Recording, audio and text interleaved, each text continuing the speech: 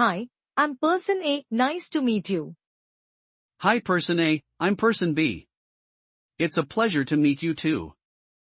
When you meet someone for the first time in a professional setting, it's important to make a good impression.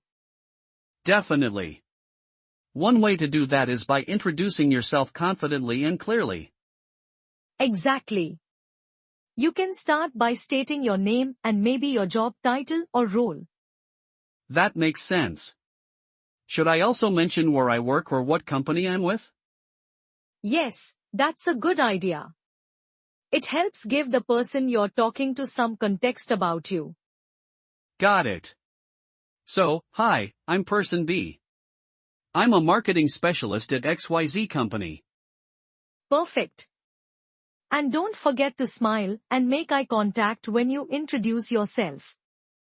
Right, body language is important too. It shows that you're friendly and approachable. Absolutely. And if the other person introduces themselves first, make sure to listen actively. Active listening is key in any conversation. It shows that you're interested and engaged. That's right. And if you forget someone's name, don't be afraid to ask for it again. I always struggle with remembering names.